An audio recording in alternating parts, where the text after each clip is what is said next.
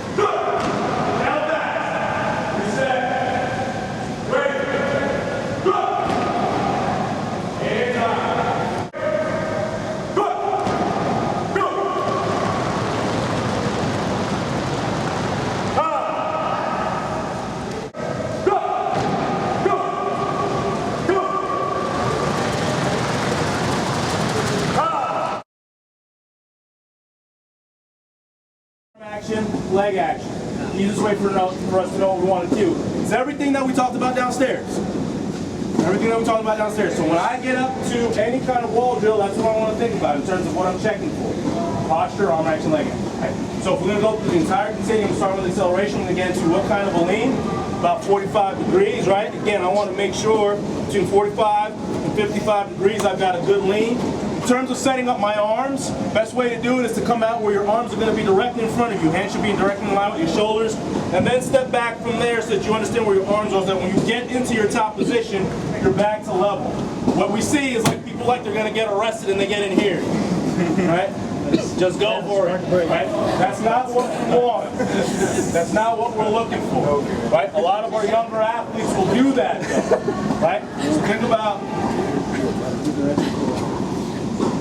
been there before, right? Right? So think about hands going out in front, feet are going to go directly underneath our hips. Now I remember when I was learning to do these, I would see a lot of people with their feet flat on the ground. I'd see a lot of other people up onto their toes. I asked Daryl, I said, which one is it? He says it depends on what your athlete needs. It's that simple.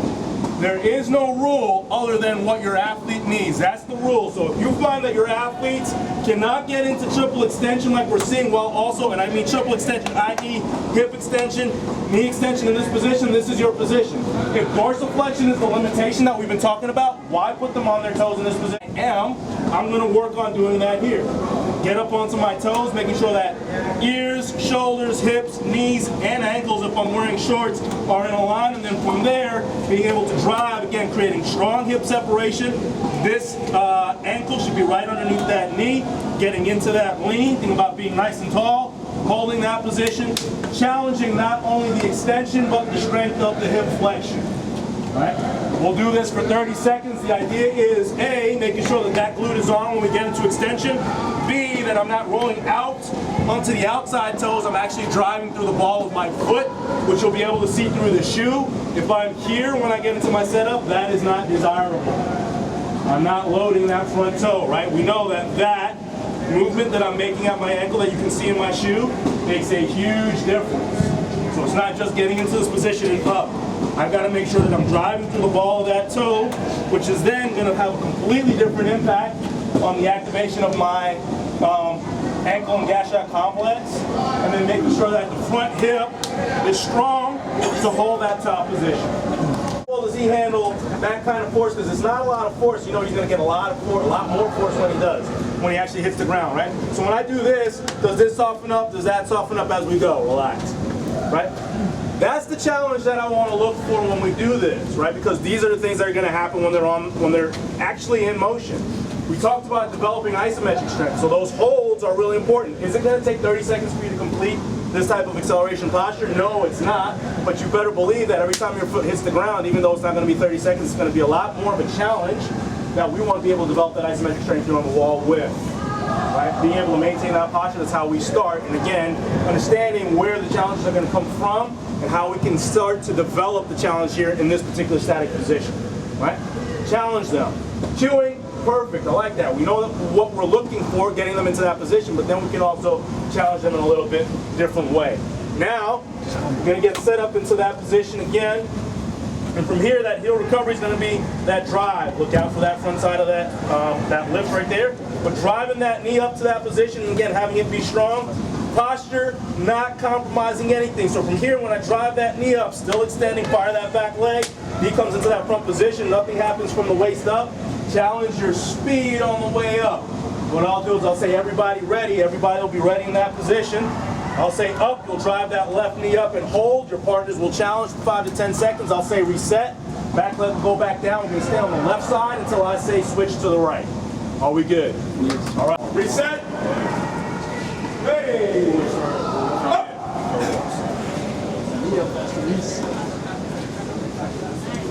Reset. Strong posture as we go. Keep that torso strong. Up. There we go. Reset. Up. Reset. Up. Reset.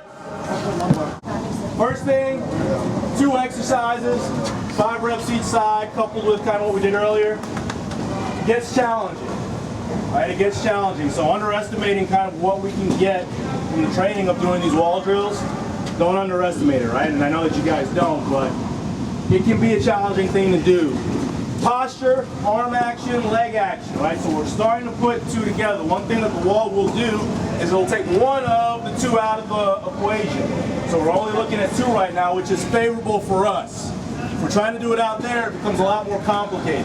Right? Video will help, but what's great about this is that this will take one of them out. We get Cole into that position, and we're going to go right through that last thing that we did, Cole. So just kind of get set up for me, right? Posture, arm action, leg action. What I love about this too is right away we can kind of see whether he's set up for success or not, right? And please don't take anything that I say. Of course. Even though it's you, right? But if we just do the same drill that we just did, and I want to go left leg up, so when I say up, we're going to drive left leg, so we're set up for left leg. If I tell him ready, up, right? Pretty good position, a little bit of rotation. You can see that he's initiating a lot from here, right? So when we think about posture, what's happening here? Reset. Up. Right? All of the flinching that we're starting to see here already, as he's starting to pull, we notice that he starts to compromise just a little bit here. Reset. See if it gets worse. The first rep was really good. Second rep was not as good. Third rep, now that you're hearing about it, think about it. Up. Still, because with fatigue, he's going to start to lose a little bit more. Reset. Up. Right? To the point where now, posture is gone by the 4th rep in a static position. Relax. You're doing that for 4 reps right side, and it's not to kind of point things out, but really, really important. Again, still not set up for success here. Right? So we can push those hips forward just a little bit. We're not being tall. Right? So we want to be able to get as much length as we can. We're about squeezing those as much as we can. Let them stay cold. Up. Right? Just flinch already now at the 2nd rep. Reset. Up. Right? Relax. This is the posture issue that we talk about. And not an issue, but this is where we want to develop that strength. Big, strong kid. Right? Definitely when we want to play against him on the field, at least not me. But this is where these things start to show up. Relax, right? So setting them up for success and look. So again, if we're getting into that position, think about up onto that toe, knee is nice and high. We're thinking about being straight ahead. Single leg exchange is going to be that switch, that switch, that switch, that switch, that switch, right? The idea is hopefully that the waist doesn't drop with each one. Hopefully my waist didn't drop with each one. Knee height is going to be at the same position each time so that the head doesn't move. Full extension on the back end, and then we start to figure out exactly where that foot strike is. The idea is that with each one, we can get that separation, that scissor action that we're looking for. We'll go single leg exchange. Posture from the waist up is what we're looking at. Exchange will be on me. I'll say start with left leg up, and we'll switch. Group 1 ready. Switch, switch, switch, switch, switch, switch, switch, and time. Switch, switch, switch, switch, switch, switch, switch, switch, switch, switch, switch, switch. Time. You want to just say it out loud? So a lot of times when we're looking at this drill, we're cueing a bunch of different things. And I'm just trying to find out what the priorities are in this drill. Are we really preaching the front side mechanics first? And if we have to sacrifice one or the other, which one do we sacrifice? Do we sacrifice the knee lift for triple extension on the backside, or the other way around? Yeah, great question. So, with that in mind, what is the primary focus of this exercise then? Are we focused on backside mechanics or front side mechanics? This front side mechanics. Yeah, so my concern is if I can, from this position, meaning this extended position, get this leg here as fast as possible with the position that I want. I said earlier that I'm not going to have my athlete strike back behind me, and I'm not going to teach that as a cue, because if we actually did this as a technique, I would not go anywhere, hence why I'm not moving any closer to the wall. The only way that I will start to move closer to the wall is if I start to strike with that front foot in front of my center of mass, which is how you move. Right? So in order to teach this action, which is very, very important, that sweeping action without it being a cyclical motion for acceleration, but it being that piston from that extension to sweeping that knee out in front, getting it up to where I need it to be able to strike down again, and having that be my mechanic, that is what this teaches. So yes, backside not. is not going to happen here, because that's not the true foot strike that we would look for in terms of that extension. If I recognize, for whatever reason, I recognize that maybe, based on the way he's developed here or here, that we could use a little bit better extension, and we get athletes like this all the time, then that becomes the focus depending upon the athlete. So in one case we're teaching technique. If I notice that there's going to be an extension issue, you can relax, then we'll teach that later. A couple things we've learned in doing this. So go right through so you're in your three-point position. Cool. Right. Vedas has a track background, and Vedas is really strong, so we talk about him being athlete specific. He's essentially with his back right here, damn near parallel to the ground, right? Real strong in the front side. We understand that his front legs are going to be real strong to push him out. And if he is able to do what we say that we want to work on, which is focus and work on that posture, he's going to be able to come out of this position and probably hold it for a little bit. And for a little bit, I'm saying maybe 5 yards. He's probably stronger than that, but typically you can relax. We're not going to see a whole lot more than that. 5 to 10. That's a real aggressive position to be in, to have his back that flat. So hip height is one thing that we talk about. We've noticed that our athletes need to have their hips a lot higher than lower, so they are a lot less parallel to the ground. What did we talk about earlier? A lot of them don't have the strength to maintain that horizontal posture and accelerate. We also know that technically, based on what they're good at doing, which is running upright, that is where they're at their fastest. Our athletes are at their fastest when they get to this position. If anybody, and we know that he's unique, but if anybody watches Chris Johnson's 40 that he ran at the combine, dude stands straight up and runs. He doesn't accelerate. He literally goes like this and blazes. Why? Because, yeah, we're going to be stronger once we get upright, and then usually people know what to do to turn on the gas. With that in mind, we get our athletes upright faster than we ask them to stay in an acceleration period, especially if they're not track athletes. If they've got a track background, we work on acceleration from the standpoint of them holding that. Our other athletes, we're trying to get them up and fucking running as fast as possible. That's where we get our time from. We get our time from making sure that their start position will out in the line too. Track background. He's got the hip flexion, and he's going to have the strength to get out of this position with him this close to the line for him to get what he needs while being in this position. You are not going to find a lot of people that are going to get that angle, this angle, and be fast from here. Especially when they take that arm off the ground and they go from 4-point to 3-point. They're not going to do it. So he's unique.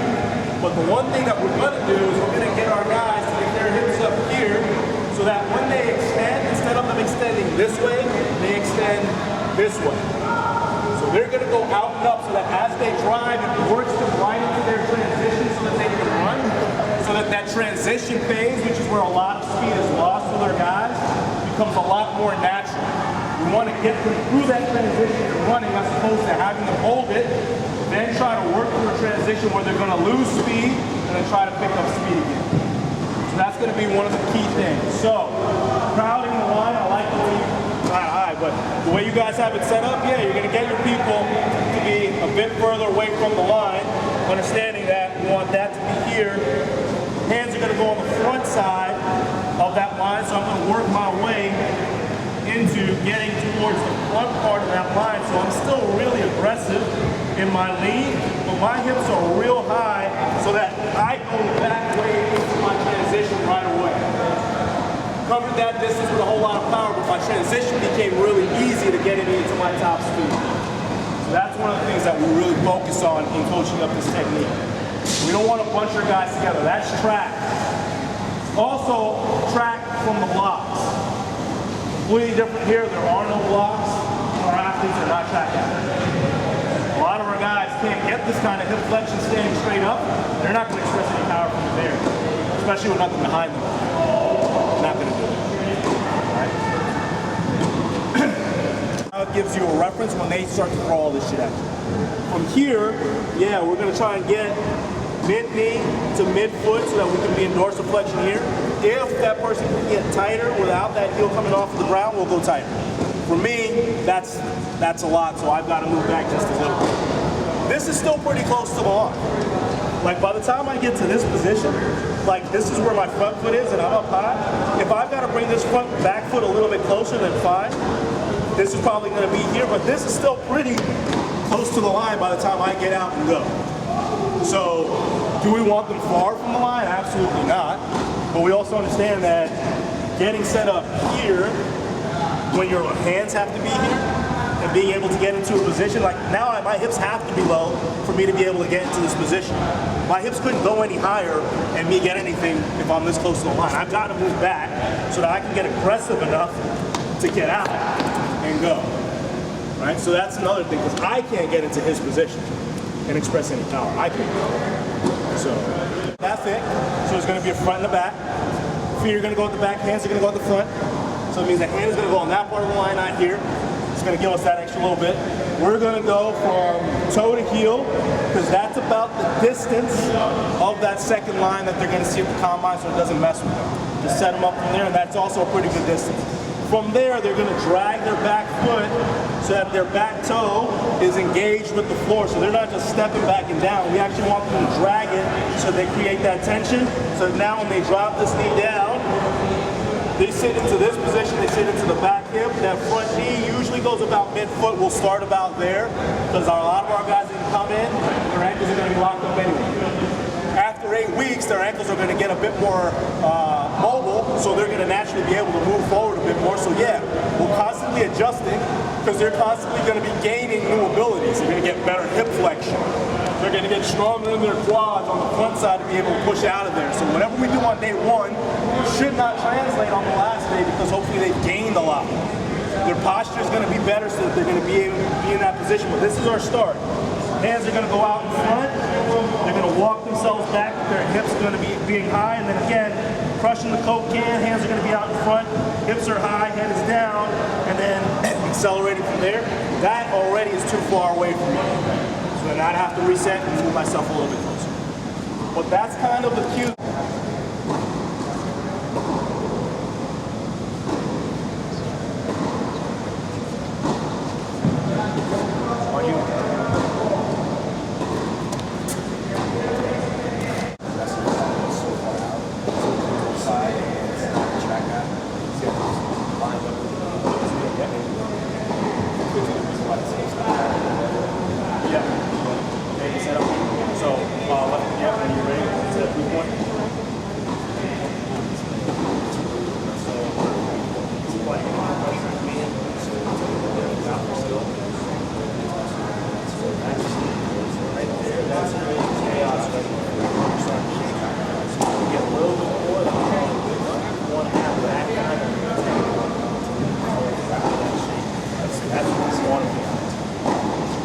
From there, that's where I would want you to go. Okay? So that last little